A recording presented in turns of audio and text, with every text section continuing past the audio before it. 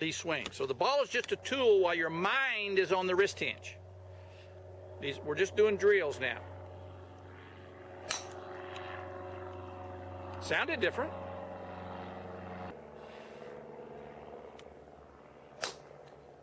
With your height and long limbs, you are a 200-yard driver. That was a little straighter. But I want the dropping of those hands to become natural.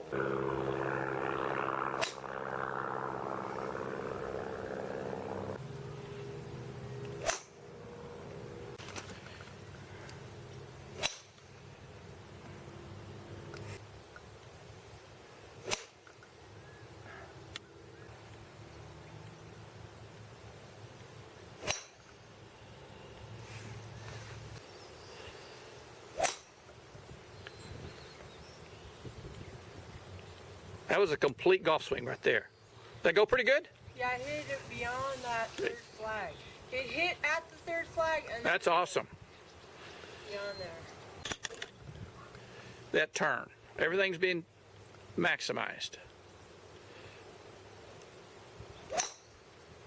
Good finish. By far my absolute best one. Going to compare your driver swing to Lydia Ko, who's one of the top LPGA players, ranked number 2 in the world, 17 years old, already won 5 times. In looking at your setup, the biggest difference between the two of you is the width of stance. Lydia has a fairly wide stance for the driver, which all players would. Your blue lines are your width, and I have superimposed on them the red lines at the same angle that Lydia has. So you're seeing what your legs should look like and your width of stance you should have if you were to try to match Lydia's stance. And so one of the things I would like you to do is to start experimenting with widening your stance for the driver. Now I'm going to take the swing back to the 3 position. This will be when the left arm is parallel to the ground. Now I'll take you to the 3 position.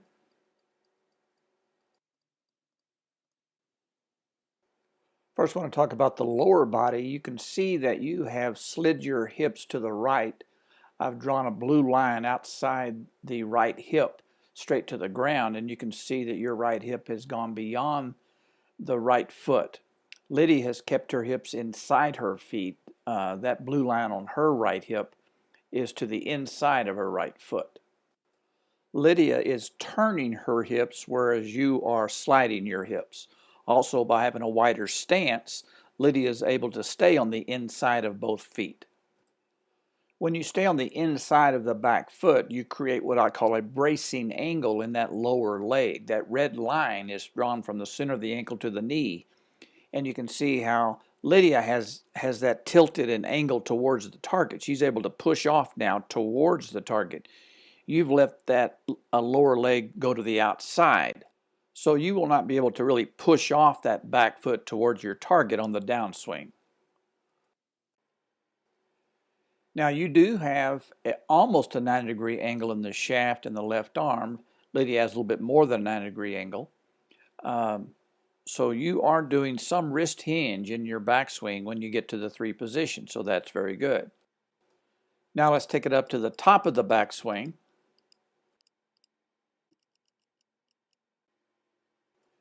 Now you have about the same amount of angle as Lydia does between your left arm and shaft, but Lydia takes the club further back because of the left arm goes so much higher. I've drawn a red arrow off of your left shoulder that matches Lydia's left arm, and you can see how far back you would have to move your left arm to match hers. Now what allows her to get her left arm that high is the fact that she turns her shoulders so much more. She turns her hips and shoulders more than you. I now want to go back to the 3 position, take it up to the top of the swing, and then back down to the 5 position. The 5 position is when the left arm returns to parallel to the ground. The red lines show the angle between the left arm and the shaft of the club at the 3 position. We're then going to see what the left arm and shaft of the club angle is at the 5 position.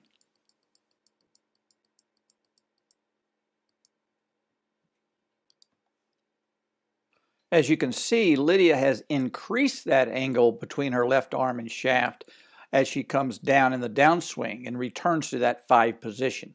And to be clear, to increase that angle increases the power source that can be delivered to the ball. Now we're going to take your swing up to the top of the backswing and then back down to the 5 position. So you can see in the transition from finishing your backswing to starting your downswing back to the 5 position, the angle in your left arm and shaft was decreased, whereas in Lydia's case it was increased. This is called casting, and it is a common move in amateur golf. As both of you continue down to where your hands are about waist high, you can see how Lydia still retained quite a bit of angle, and you've lost almost all of the angle. Now Lydia is not moving her hands faster than you are, but she has retained that power angle in her wrist. So when she releases the club into the golf ball, that club head has to travel a greater distance at a faster speed. Now, one of the things that helps her hold that angle is that she jams that right elbow into her right side. Her right elbow and right hip are driving to the golf ball. You can see how her weight off that back leg is driving to the target. Your lower body is a little too passive, and I need to retrain how you move your lower body in a golf swing. And your right arm is separating from your side. Now, as we look at your swing from down the line, I want to focus on your lower body and the right arm. You're going to see her come off that back foot. She turns her hips through and moves over to the left side. You're going to see that that right arm is flexed right there, and her right elbow is into her side. Also, her back is facing the camera. As you come down, you're going to see your right arm throw out toward the ball in a straight line, and your lower body is basically still in almost the address position. You haven't really turned your hips beyond the golf ball. You can't see it from this camera angle, but your right foot is still flat on the ground. So as we work on your lower body, you're going to see how you can turn your lower body through the shot. You can see that arrow pointing to her little course book. She has a little notebook that she carries in her right back pocket. And you can see how quickly that rotation comes. I can see both back pockets as she hits the ball. This is Lydia Ko doing a common drill the PGA players do. She's tucked a golf glove underneath her right arm, and she's holding it against her side.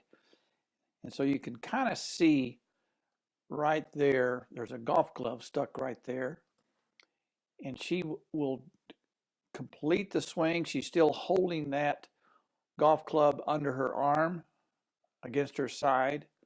And it's going to come out at the end of the swing as you see it fly out there.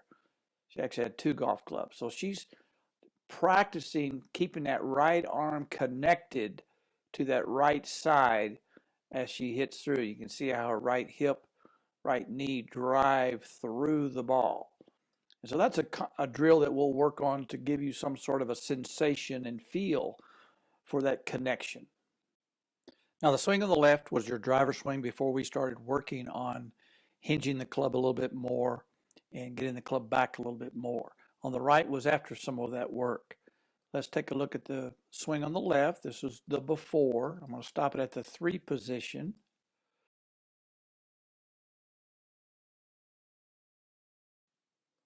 Very similar. You have hinged it probably 4 or 5 degrees more. Let's continue though. Let's take it back. I'm going to leave that there.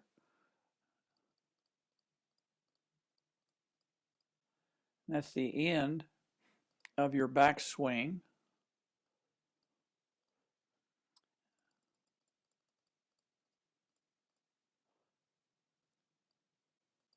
And that's the end of your backswing with the new work. And so big difference. And so that's very good, very good. So you've taken that left arm much higher, much further back than you did on the left. Now let's look at the downswing.